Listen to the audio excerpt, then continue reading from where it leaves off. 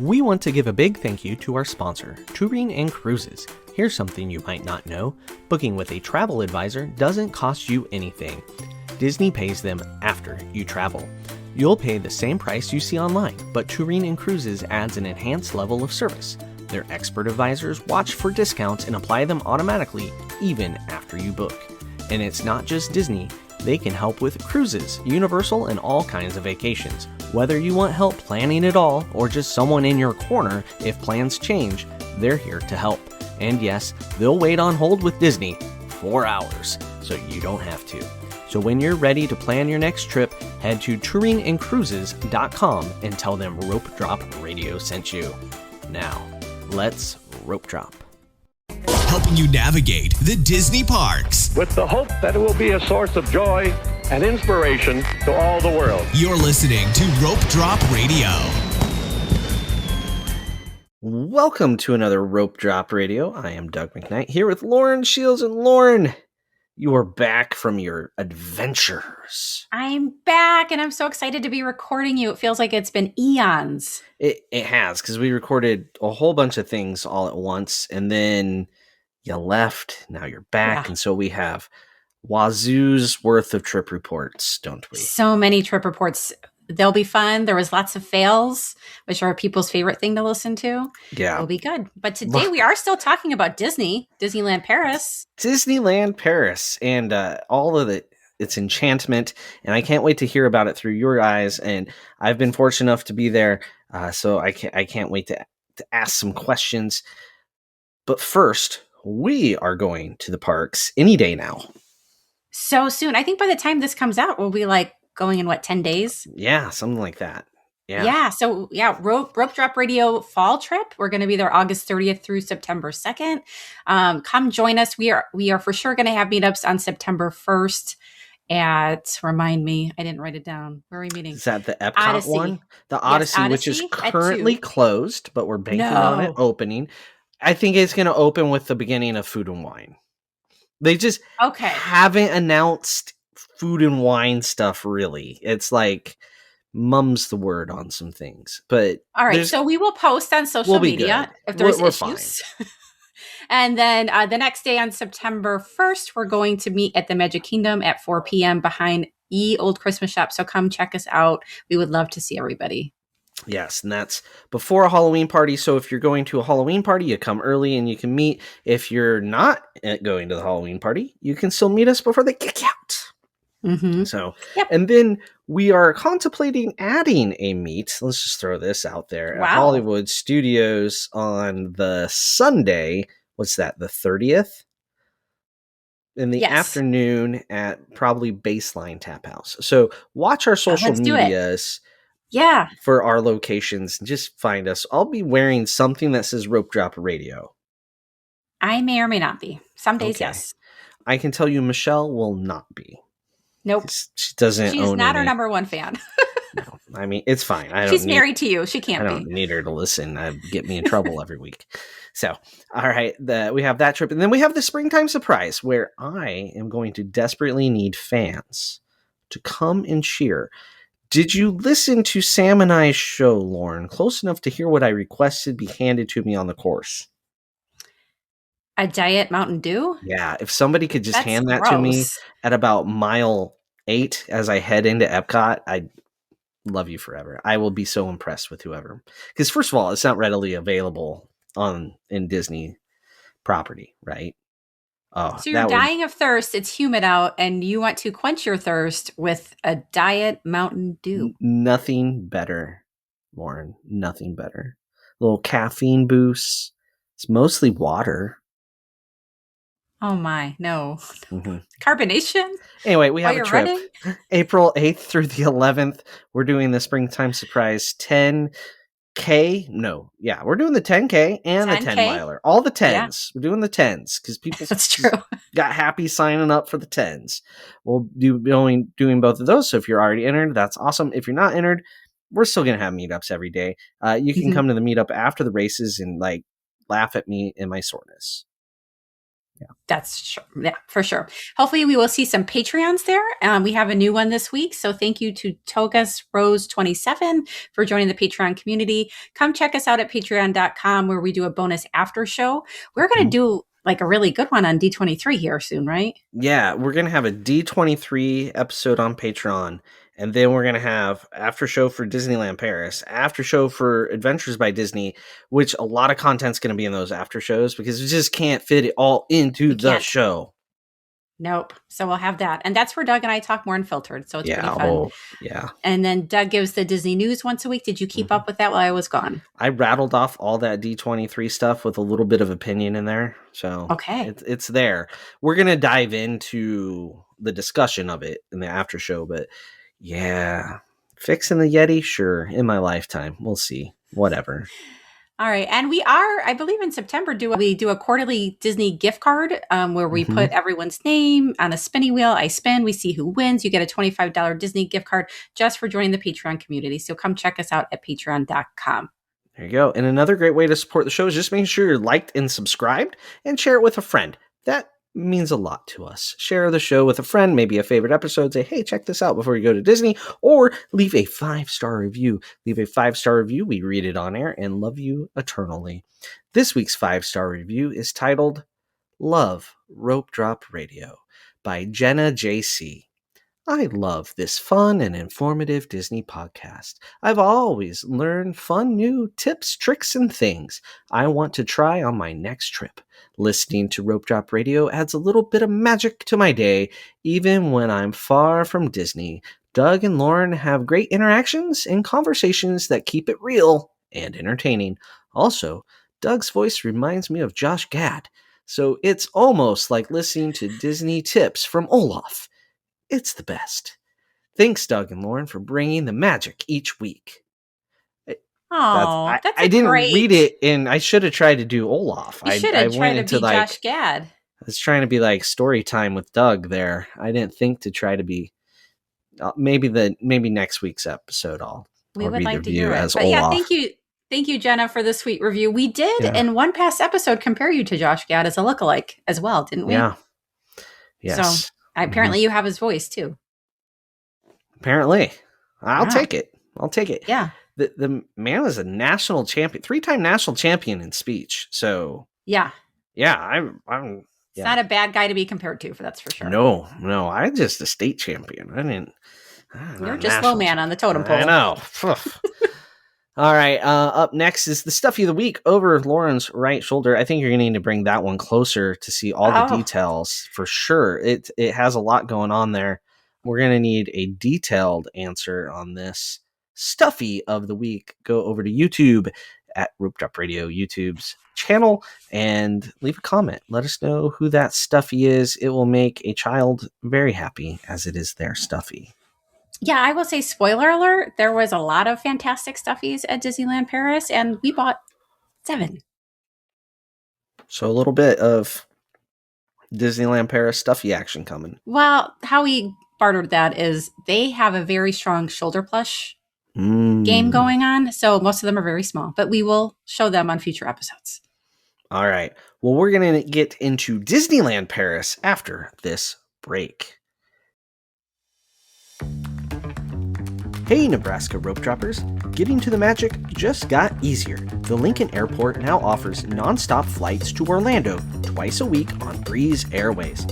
Every Wednesday and Saturday. Skip the layovers and get straight to Mickey faster than ever. I've flown Breeze myself. It's a great experience with one of the youngest fleets in the sky, flying only Airbus A220s. So next time you're planning a Disney vacation, start at Lincoln Airport, your shortcut to the magic. And welcome back. It is Disneyland Paris time. It's like walking into a Disney park, but something's just not quite right. Would you say it's kind of weird, but all at the same time? Yes, it was weird. It's like, well, you are still in your hometown, but like if you go back to college or some place where you spend a lot of time, and like when we go back to our hometown, we're like, it's the same, but then things have changed, so it's not. And that is how Disneyland Paris felt when we walked in, for sure. Yeah, it's fascinating. So you went to Disneyland Paris after your 7-night ABD in Italy, which we'll talk about on another show. So you came in after a week of travel, all well rested, right? And Nope. So where did you stay at Disneyland Paris? So we stayed at Disneyland Paris Hotel, which is the fancy hotel that sits right over the park entrance. You have to go under it to even get through the park. That ended up being a great choice because our legs were shot, well, some of ours, I will say kids, from touring in Italy for a week. So that was great on our feet. It was a great hotel. We stayed in a deluxe level room, which is, it's so fancy that they have 2 levels of like club level. This is like the lower person club level room. So we got breakfast included and there was a tea time. One thing that we noticed with Disneyland Paris when you're booking a hotel is a lot of times the club level isn't too much more because they don't include alcohol usually. That's why it gets expensive at World. So that was nice. So we had breakfast every day. I will say fanciness of breakfast might have been too fancy for us. You know how I like my Grand Flow and I can be fancy. Mm-hmm. So Gracie, my 8th grader, has a gluten allergy, right? She's celiac. So we were doing very good with all the breakfasts because they had hard-boiled eggs, which is great for her because they can't cross-contaminate. She can peel it off. She's all good. Well, they had boil your own soft boiled eggs. And no matter how long we tried to boil it for, it would not become a hard-boiled egg. So it was like the fanciest breakfast we had the whole 2 weeks we were in Europe, to the point where we were like, this is too fancy and we kind of just want the regular thing. So something just to kind of be aware of. The weirdest thing when we go is that before you can even enter the hotel, you have to go through security. Mm-hmm. And I couldn't figure out why for a little bit. And it was kind of daunting. I was like, do all the Paris hotels make you go through security? It's because it's in the park, right? It's in the bubble, Lauren. It's in the bubble. Yep. And we were like stupid and didn't even think of it. I went to go check in. Jake was handing off the bags to Bell Services. I went back out without even thinking about it and had to go right back through security. Instead of I should have just texted him, like, do you need help? Are you good to go? And then the security guard is like, didn't you just come through? I'm like, yep. And he's like, come on.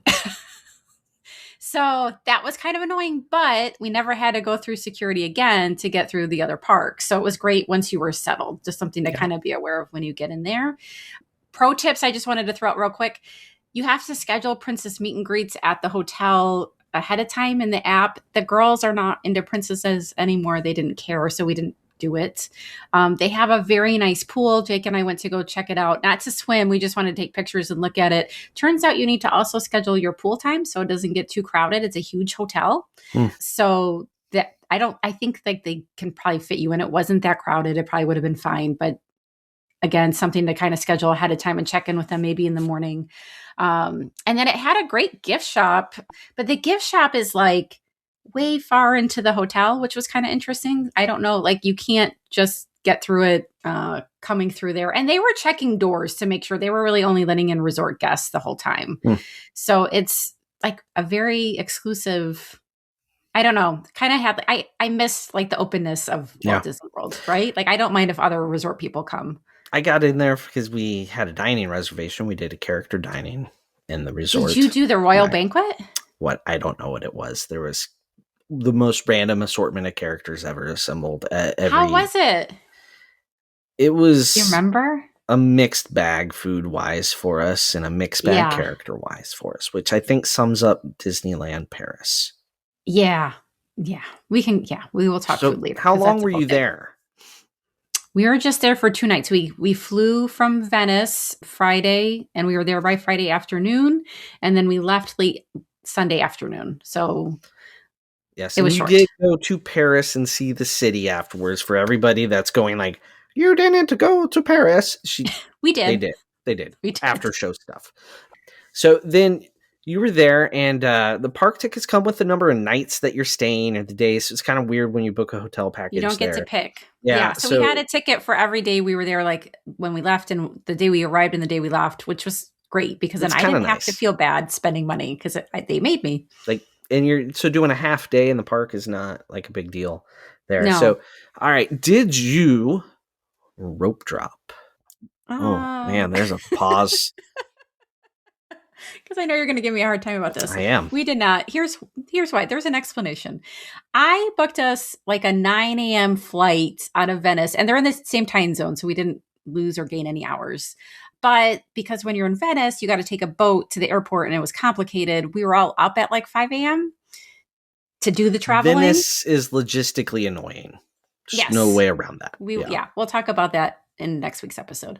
But everyone was super tired. Everyone really wanted to watch the fireworks in Disneyland Park. So there's 2 parks there. It's not very big. We had heard from another family on our ABD that the better show was the drone show in Disney's Adventure World. That's the second park. So we said, for sure, we'll go see that on Saturday. We'll try to go see the normal Disneyland Park one, like with the projections, and it looks, akin to like what we're used to at Magic Kingdom. We'll do that Friday night. The problem is that the sun stays out very late in Paris in the summer. So did you know that, north. Doug? Yeah, it's like 11 o'clock at night, and it's still like, is it dark enough for fireworks? Not really. Like, you look at your old latitude, it's way up there. Yeah, so the fireworks were at like 10:45. We made it to about 10:20 before meltdowns started happening. Like, Gracie was struggling with food. She was starving. She just was like, I need to go back and eat.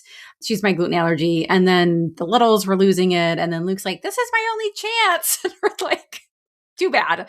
So, because we like debated, like, is he old? He's 16. So we're like, he's probably fine. We're at Disney. But like in the US, you leave him. Yeah, I wouldn't have thought twice. Yeah, but I was like, I don't know. We're in a different country. Like, and so I was like, you just have to come back with us. And I was like, you can try to see if you can watch it from like where we enter the park or something. And he was like, forget it. I'm just coming back. So, which I hated because my whole plan was like, let's just skip the fireworks so we can get up early and rope drop the next day. So he didn't win on either. Because as soon as we did that, it was 11:30, I think, when we all went to bed, and everyone desperately needed to sleep because we were going to just power through the next day. So we didn't rope drop that day. And then the next day we were up for this drone show. So that was a late night, and we did not rope drop either, which is very sad because the park's open at like 9. Yeah, it's not early. No, and I think early entry was like 8. It's very reasonable, and you should absolutely do it. We're going to have to change the name of the show, Lauren. We just changed the logo. Friends. I don't want to do it again. We've put the people through enough, Lauren. I know. All right, I think if you rope drop there, it would have been great. Enough excuses. All right. Let's move on. What surprised your family the most about the parks? Oh, I have a handful of things here, so I'll try to go fast, though. So size of the park, we kind of talked about already. It's smaller than Disneyland, which we knew, but once you see it, you're kind of like, oh. Yeah. How about a venture park? It's like, this is the itch? Oh. Well, it's a little bit better. But now they added Frozen. Yeah, which like really helps make the circle. And you can see where they're making the Lion King ride. So I think that park's on its way. Like, it felt like we were glad we went into it. You can tell that they're fixing it up. I think give it 5 more years, it should be fine. But they were small. The inside of the castle just was like stunning because there's so much detail and it's just beautiful. Like when you see that, I'll be honest. When I saw the outside of the castle, which I've seen photos, I'm always like, like it doesn't have the grandness of Magic Kingdom, and it doesn't have like the nostalgia of being the first one, like at Disneyland Anaheim. So that castle really grew on us once we got to walk through it and see everything. And then they have the dragon underneath, which is awesome. Yeah. That was annoying though, because we tried to go on Saturday night to see it, and they closed it early, like at 5 or something. So just beware of that. They blamed it on the fireworks that were at like 11. So I was like, you got to put the dragon to bed. It's like Animal Kingdom. You got to get them put away or the noise bothers them. Right? Yeah. But the animatronic is very cool. It's a very cool castle. I think you just you can't appreciate it till you're there.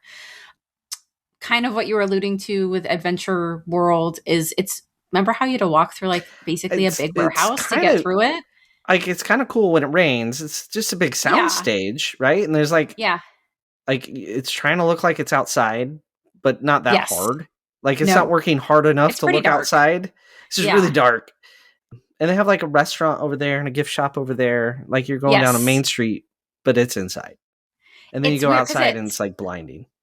but it like bottlenecks everyone. Like when we were leaving after the nighttime thing and like trying to get in there, I was bottlenecked because you have to go through doors. So I was kind of like, I guess if it was raining or if it was cold weather, because it gets cold there, that would be great, but kind of strange. Yeah. Arcades in the regular Disneyland Park on the sides of Main Street, so it's both sides, they were amazing. Like people don't go in them. So like, so what do you mean by arcades? Explain this to the people. Okay, so they are covered fancy hallways basically, and like on one side it's the back of Emporium, so like they go into stores, like the back sides of stores, and it's covered on both sides. It's just a nod to like European history, right? Because they do a lot of those arcades, but people don't go through them or forget about them. Like I can safely say Jake forgot one time. We were trying to get out of the park fast. He went one way. I took the girls the other way because I'm like, if we go through the arcade, we're going to beat all of the crowd on Main Street. And we beat him. And he was going way faster than we were. So that was great. I will also say we got stuck eating at Casey's. Sad. We can talk about that later. But they had some tables out in their arcade and we could always find a table out there. So that was good for that. Also, bathrooms unused in there too. So it was just like, it's a hidden gem. Go use it if you're there. Other surprising thing, we were talking about this before the show, is the photo pass. So we got it because I wanted the ride attractions. We didn't realize when we first got there, you have to go have someone like start it for you. It doesn't just work like at Disney World. I forget how well Disney World does this. Right? Yeah, and so you go, Universal does it this way too. It's annoying. And there was like a photo pass photographer right outside of a ride. So I'm like, great, they're all around the park. So we get it started. Never saw one in front of the castle ever after that. I think we had them take photos of us. They were by Rapunzel's spin ride. That was it. Like they were never to be found. So that was super frustrating.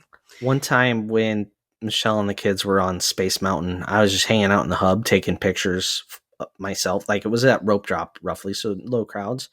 I kept getting asked to take pictures. I think for 15 straight minutes, I took people's picture in front of the castle. No. Yeah. Really? I was like the photo pass. Yeah. What are they doing? It was so frustrating. I don't know. And so like our one picture in front of the castle is a selfie because I could never are they anti that? They must be. I was like, what are we doing? I don't know. There's probably some union that's on strike, 365. I don't know. Well, it's France. The other time we saw them, it was like at a random spot in Tomorrowland. And I was like, I don't know why you'd want your picture here. And that was before we had initiated it. The cast members probably get to pick where they get to go. So they go to a spot where nobody wants a picture. No one's there. Like, I'm going to take your picture in front of this trash can. Like, no one wants that. We would in America and Epcot, but that's different. Where the subculture of Disney is weird here.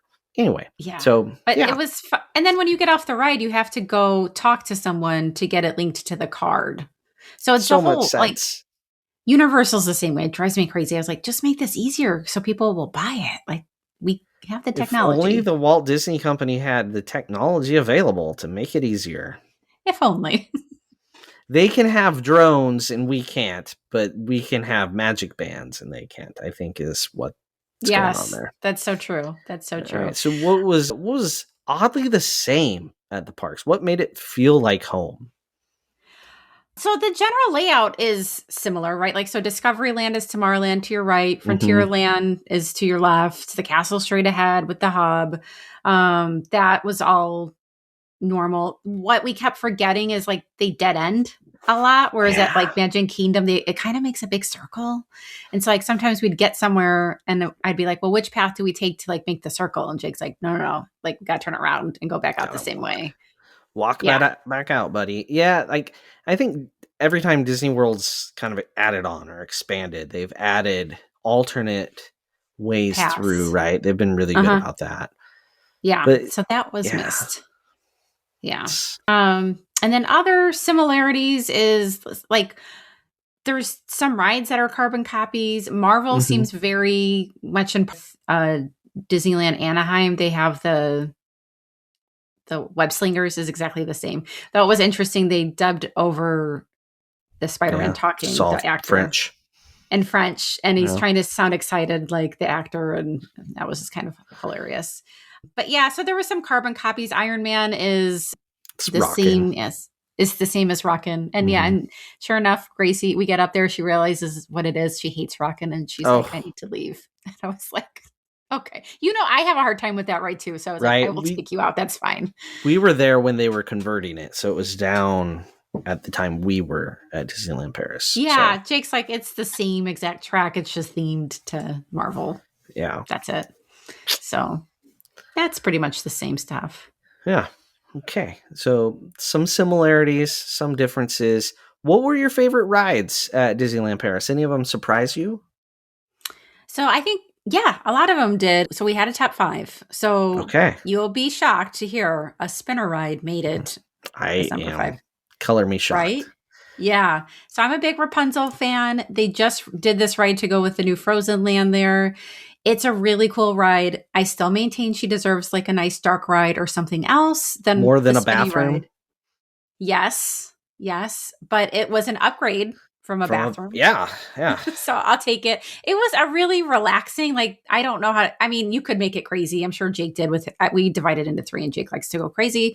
We did like the nice slow version of it, and it's just decorated really nice and done. You can tell it's new, and a lot of detail and effort was put into it. Hyperspace Mountain we liked, but never went on a second time because it's really, really bumpy. Like our heads got smashed sideways, back and forth, everyone. It's a cool concept. It is basically Space Mountain with a big launch. It was Jules Verne. Yeah. And Jules Verne.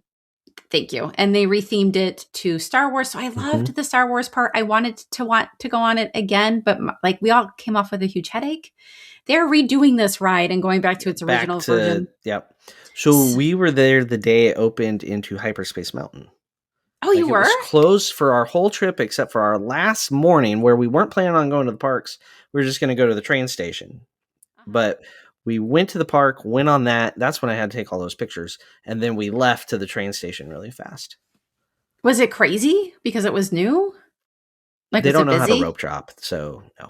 No, it's crazy. No. The day the attraction opened with a new theme, there's like the 50, weird Americans and British people. And then the rest of the culture is I'm going to stroll in still smoking my cigarette while they tell me to put it out and say, it's in the hot. And they go get on at leisurely paces while cutting in line. Did I sum up Disneyland Paris culture? Pretty much. You got it. Yep. So, yep. Yeah. So we got to see that. That was a big deal, but it didn't seem like a big deal. You didn't go on it though, right? No, I took pictures at the hub. Oh, that's right. Okay. Did Michelle, do you remember if they reported it being... They just needed to redo the track. I mean, it's brand new then, right? They just got done with a 18-month refurb, so it was probably as smooth as it was. Right. It's due for a total redo, right? Mm-hmm. I think so. Kidding.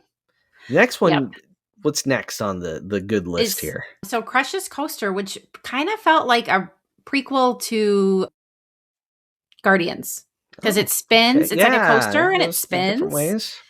I will say, I enjoyed it. The rest of the family enjoyed it more than I did because I was like, oh, it's like Guardians, but not as good. Because it's, I don't know. And the theming gets a little plain in there. You end up in just a dark room and they throw some bubbles up on the wall and call it a day. And I was like, oh, we could have done a little bit better than this. But they all loved it just because of the motion and the track. They thought that was super cool. So I had to make the list. Number 2 was Peter Pan. Please tell me you rode Peter Pan. Yes. Okay, I don't remember it being anything different. It's different. Yeah. Okay. So we were all surprised when we got on it. So first, all 6 of us can fit in one vehicle, 3 and 3. That is very different. Yes. Yep. We were a little sad that they did not pixie dust us when the guardrail went up, right? Devastating. Vacation ruined. Vacation ruined. So, but it's like they made it when there was actually room and not like back in the 50s when we were just, we didn't know how many people were going to come to the parks. Right. So they added things. There's a whole scene where you're going through the stars. It's longer. They do a lot more with LED lights with the pirates. So everyone really liked it. And when I said we needed to go on it again the next day, no one fought me, which is not what happens at Disney World. So the whole family enjoyed that one.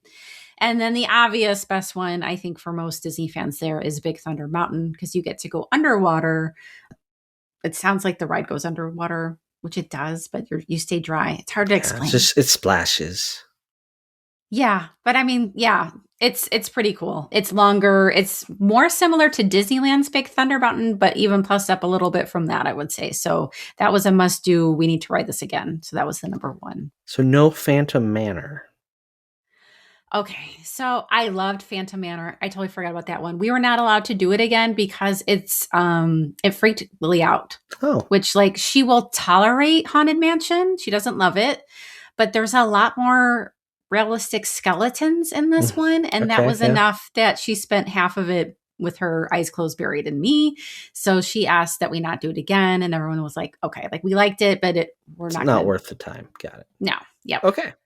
All right. What about the weirdest rides? What little changes from here to there came across really odd? Like culture didn't jive somehow for you. Totally. Well, this was the best part of the trip. Like, we loved as a family, like any Disney family, I'm sure you guys did, is you get off the ride and you're like, it was like this and it did that. And so fun. Pirates was really very weird. different. Yeah. Like, it seemed to go out of order. It's in a weird order. It's just weird. We liked it. Like, we went on it a second time, but it was almost like we were more going on it the second time because we were so confused the first time we rode it. Figure out the storyline of... Yes. Yeah. The beginning's just kind of weird, and then it ends kind of... I don't know. It's still good. It's probably my least favorite out of the Pirates I've been on, but still a good ride. Small World, we really enjoyed. I knew that the America part was kind of strange. I had seen the Midwest. I didn't realize it kind of goes on for a while. It's big. Yeah. I thought it was like, they really did. They really gave, it was funny. Like, you have the Midwest farmers, you have the cheerleader and the football player. At this point, I was like, why don't we just make them Taylor Swift and Travis Kelce? Right. We should it's right by the Hollywood sign. I was like, it all fits. Yeah. Hey, the Midwest gets better representation in Small World than in Soarin'. That's true. Just pretended we're not here, Disney. I mean, we felt at home with the corn, so that was good. Yeah. Indiana Jones is this like wooden coaster that we were kind of excited to ride because they have all these signs up being like, beware, this is a really rough ride. It's really rickety. It was not pleasant or fun. Like, it's like you would expect a wooden coaster, but we got excited because it was Indiana Jones themed, and then we were like, we don't need to do that again. It's not that big either. It's just kind of mid-sized. It was not as scary as they made it seem to be either. That was a skip after that. I did not realize Autotopia has hybrid cars there. Were they hybrid when you were there? I don't think so. No. It was actually awesome. I didn't realize it until we were standing in line, and Jake's like, they're hybrid. And I'm like, what? And he goes, listen. And you could hear them go into like battery mode and then go into gas mode. And I'm like smelling, and you can't smell the gas. It was lovely. So we took the kids. I did not realize I was filming Lily as she did it, that she has never had the chance to drive one of those cars because we haven't gone in so long. I'm a horrible parent. So she was kind of nervous to drive, but she did fantastic. But it was much more enjoyable for sure without all the gas fumes. So please fix Disney World's anytime. I'll take hybrid. Making her drive in international traffic right out of the gate. Like, watch out, Lily. There's a roundabout. Another roundabout. She was so cute. She took it so seriously. I'm like, it's going to be okay. You're doing great. And she's like, I can do this. I'm like, yeah. So that was fun. And then we had to tell Luke, because he was with Gracie, we're like, you can drive a car now, so you have to let Gracie drive. And he was okay with that. But like, a few years ago, that would have been a different story. All right. And then the grand finale to the weird. Have you been waiting for this? Because you told me before we left. I haven't asked what you guys thought of it at all. So I kind of want to know. Okay. So Cars Road Trip, which used to be basically, what was it before? Express, or Backlot Tour. That's all it was when we went on it. It was Backlot Tour. Just props of shows we've never seen. Yeah. So I did warn them that it's not, I'm like, we all needed to rest. So I was like, we get to sit the whole time. Mm-hmm. It's not that great, but it's enough. Like, you're just sitting. We need to get off our feet. Can't do it at home, guys. So we're going to do it here. Yeah. And so they were all fine with it. I have a video on Patreon of Lily watching a car with eyeballs, as you mentioned, start on fire. And she handled it fine. There was no tears, but there's a definitely like, did that just happen? Like her eyes got kind of wide. She's like, what? And she's like looking at me and I'm smiling. So she knows it's like everything's safe and okay. But she was just like, that was weird. But when it ended, she asked to go again. Oh. So she liked it. She thought I forget, they don't really see those special effects. They haven't seen Catastrophe Canyon, really. No. It's been gone for quite a while. Yeah. Like, I don't think the other three cared that much. If we had time, like, we didn't have time, but I would have taken her back on it. She asked several times the next day, too, but it was just a time suck, so we didn't do it. Catastrophe Canyon was big and dramatic and loud, and it's just weird when one of the things that blows up is living. Yes. You put eyes on it. You shouldn't blow it up, Disney. It's a little strange. Yeah, for sure. All right. So that's the weird things at Disneyland Paris. How about the food? Speaking of weird, I love food in Paris. I could eat in Paris all day long.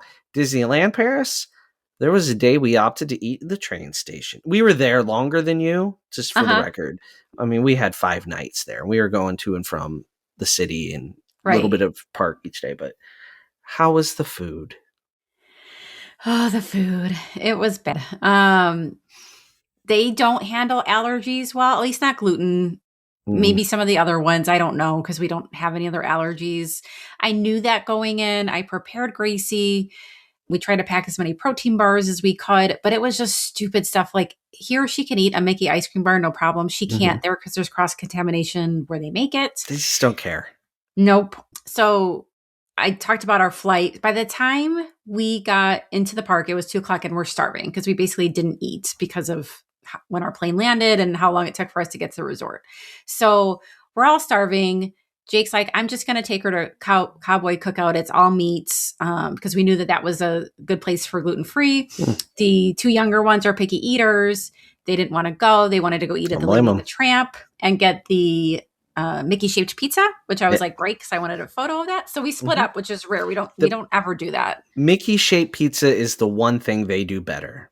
That is really cool. I do wish we did that. They're just heating up frozen pizzas. Let's be honest. They should all be Mickey-shaped.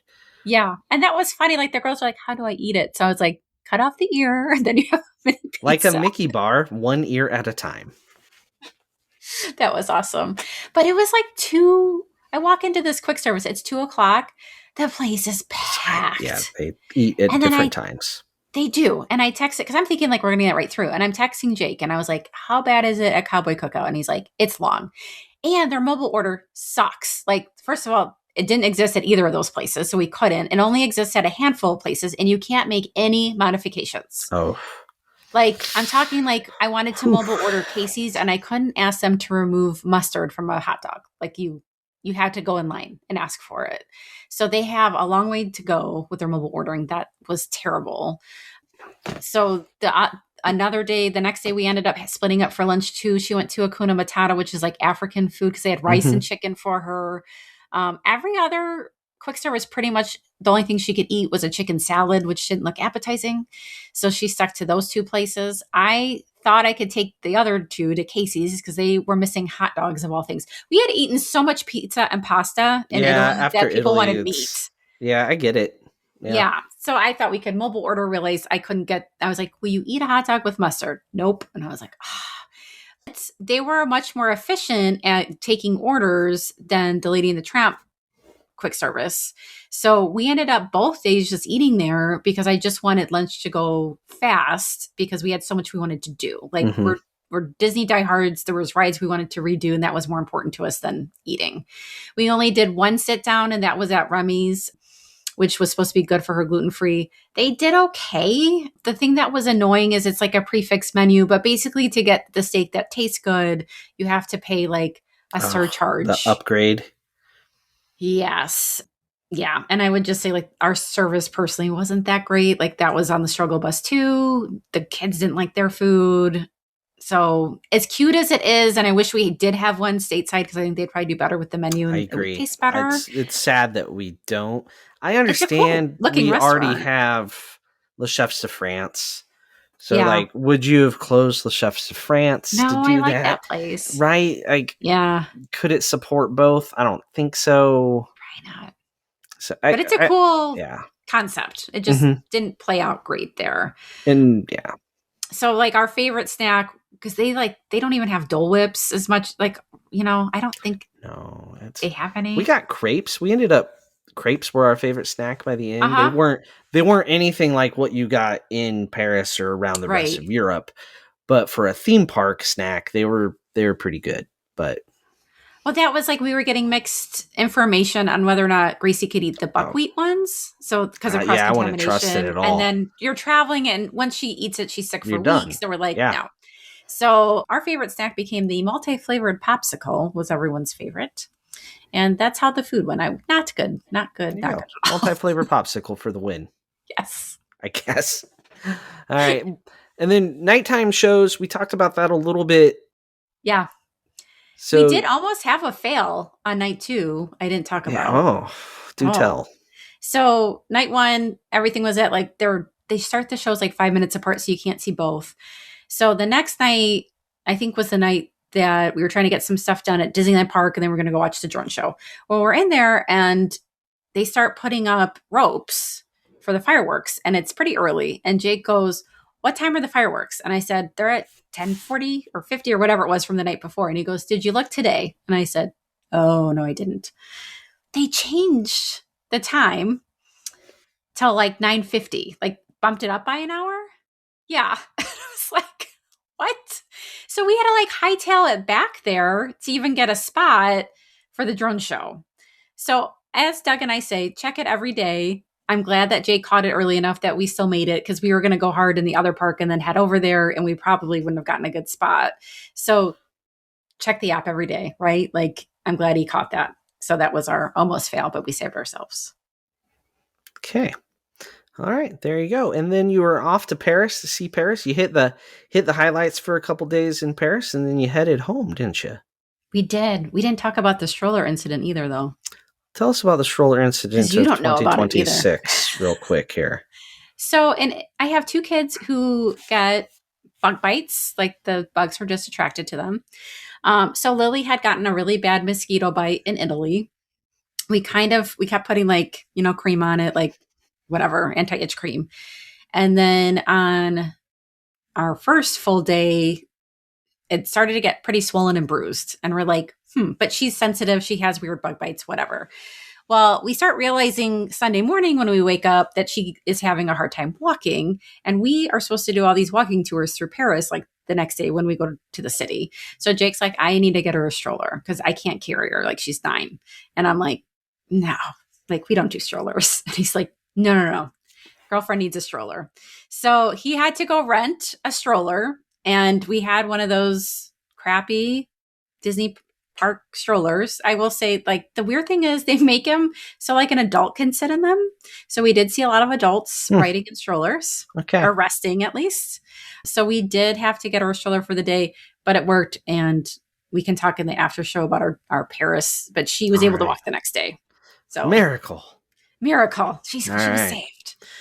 There you go. Well, if you're looking to go to Disneyland Paris, reach out to our friends at Touring and Cruises. That's right. They can book Disneyland Paris. It's true. Not just Disney World, not just your favorite cruise line, but Disney World Paris. And it's a fascinating trip. Sometimes the math works out to where it's not much different to fly over there and do Disneyland Paris and then instead of Walt Disney World. So it's worth looking at, and they can help you out with Disneyland Paris. Also, if you're looking to get to Walt Disney World, not Paris.